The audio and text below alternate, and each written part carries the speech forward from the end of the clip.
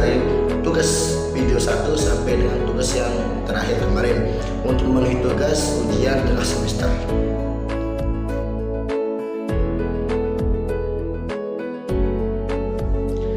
Nah, pada materi pertama yaitu tentang pengertian daripada pengukuran, penilaian, dan evaluasi. Nah, di sini pengukuran adalah kegiatan untuk membandingkan sesuatu dengan ukuran tertentu yang bersifat memperhitungkan atau kuantitatif.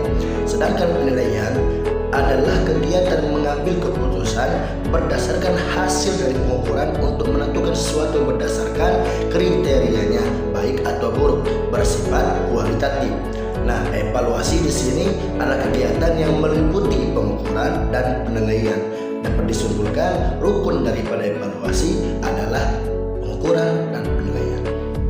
Adapun contoh kegiatan pengukuran dan penilaian dalam kehidupan seperti ibarat dalam sebuah cinta segitiga, di mana 3 orang yang terjebak dalam cinta segitiga, 1 wanita dan 2 laki-laki. Tentunya di sini wanita di dalam memilih laki-laki akan melakukan kegiatan pengukuran, yaitu membandingkan antara kedua laki-laki yang hendak dipilihnya. Itu yang dinilai yang pertama di sini adalah bagaimana, yang pertama tentu ketampanan, yang kedua kesungguhan dalam bentuk pengorbanan dan perjuangan, dan yang ketiga baru di sinilah kenyamanan daripada di waktu bersama salah satu daripada laki-laki tersebut. Dan di sini dapat wanita simpulkan mana yang terbaik di antara keduanya. Nah, adapun kegiatan evaluasi di dalam pembelajaran adalah di mana seorang guru di sini berupaya dalam mengajarkan anak didik, peserta didik, yaitu dengan memilih di antara metode-metode yang diterapkan, yang mana nanti akan diukur mana yang lebih pantas, mana yang bisa lebih dinikmati oleh peserta didik di dalam melakukan pembelajaran. Nah, adapun contoh kegiatan evaluasi dalam Al-Qur'an, Allah Subhanahu wa taala di sini di dalam mengevaluasi hambanya, di sini Allah akan menguji hambanya untuk mengukur sejauh mana ketakwaan, kesabaran, kemampuan daripada seorang hamba sehingga dapat nilai ketakwaan dan kualitas imannya. Allah SWT berfirman dalam surat Al-Baqarah ayat 155, وَلَنَبْلُوَنَّكُمْ بِشَيْءٍ مِنَ الْخَوْفِ وَالْجُوعِ وَنَقْصٍ مِنَ الْأَمْوَالِ وَالْأَنْفُسِ وَالثَّمَرَاتِ وَبَشِّرِ الصَّابِرِينَ. Di sini Allah akan menguji kita, hambanya yang diujinya dengan ketakutan, rasa lapar, kekurangan harta dan diri sendiri, dan hendaklah kita menjadi orang-orang yang sabar. Kemudian Allah di sini terangkanlah kepada orang-orang yang sabar. Siapa orang yang sabar? Allah menjelaskan, idza asabatkum musibah qalu inna lillahi wa inna ilaihi rajiun. Orang-orang yang apabila dia menerima musibah, dia mengucapkan inna lillahi wa inna ilaihi rajiun, yang dia kembalikan langsung kepada Allah Subhanahu wa taala, karena la haula wala quwwata illa billahil azim.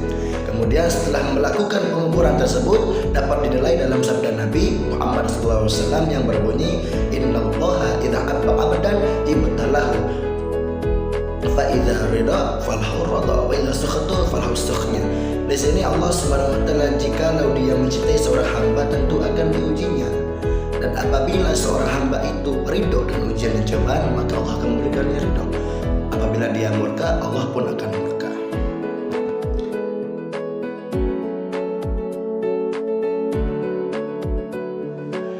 Nah, pada tugas kedua kita membahas tentang fungsi, tujuan, kedudukan, prosedur, dan ruang lingkup daripada evaluasi. Nah, adapun fungsi daripada evaluasi pembelajaran di sini adalah sebuah proses menentukan tingkat pencapaian tujuan pembelajaran yang telah ditentukan sebelumnya. Melalui cara yang sistematis, evaluasi pembelajaran bertujuan untuk mengumpulkan informasi yang menjadi landasan dalam mengukur tingkat kemajuan, perkembangan, dan pencapaian belajar peserta didik serta keefektifan pendidikan dalam mengajar. Pengukuran dan penilaian menjadi kegiatan utama dalam evaluasi pembelajaran tersebut.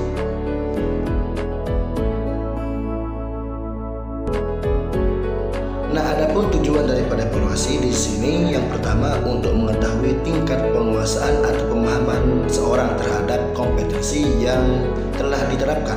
Yang kedua, untuk mengetahui kesulitan atau rintangan yang dihadapi oleh seseorang dalam kegiatannya sehingga dengan diadakan evaluasi dapat membantu memecahkan masalah dan kesulitan yang dihadapi.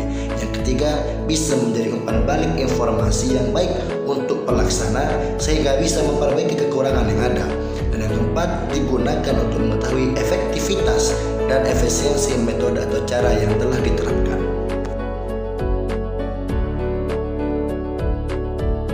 Adapun kedudukan evaluasi dalam belajar dan pembelajaran sungguh sangat penting dan bahkan dapat dipandang sebagai bagian yang terpisah dengan keseluruhan proses belajar dan pembelajaran.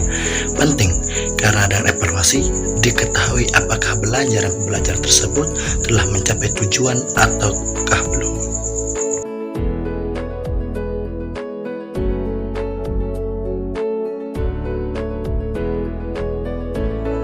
Adapun prosedur daripada evaluasi di sini yang pertama adalah penyusunan rancangan, penyusunan instrumen, pengumpulan data, analisis data, dan penyusunan laporan.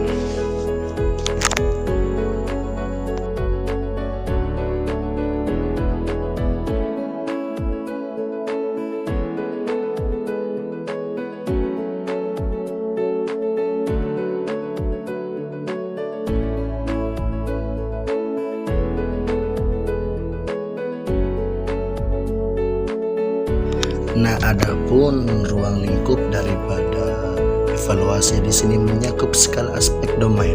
Yang pertama domain kognitif yang bersih tentang pengetahuan, pemecahan aplikasi, analisis, sintetis, dan penilaian.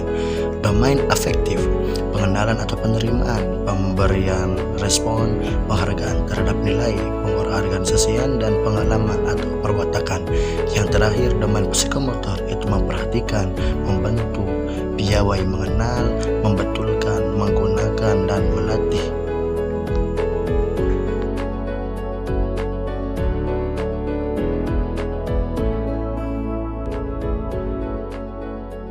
Adalah tentang penilaian autentik, di mana penilaian autentik di sini adalah istilah yang diciptakan untuk menjelaskan berbagai metode penilaian alternatif yang memungkinkan siswa dapat mendemonstrasikan kemampuannya dalam menyelesaikan tugas-tugas dan menyelesaikan masalah sekaligus mengekspresikan pengetahuan dan keterampilannya dengan cara mensimulasikan situasi yang dapat ditemui di dalam dunia nyata di luar lingkungan sekolah.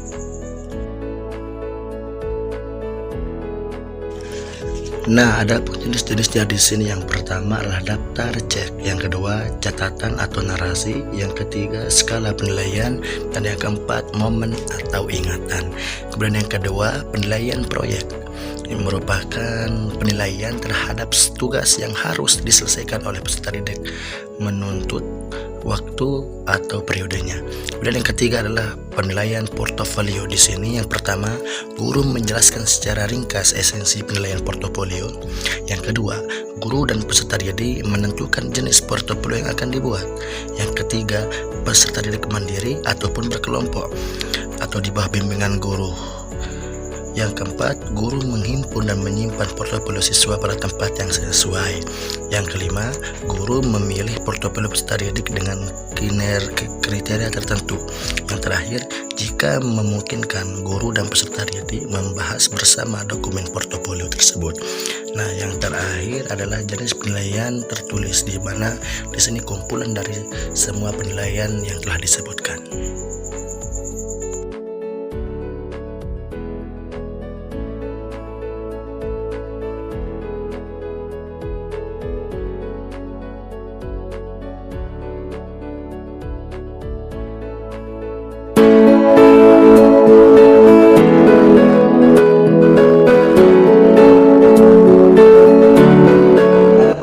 Dari kriteria soal HOTS itu sendiri seperti namanya, yaitu higher order thinking skill, yang artinya kemampuan dalam berpikir tingkat tinggi yang lebih mengutamakan pemikiran logika dan pemikiran tingkat analisis yang tinggi.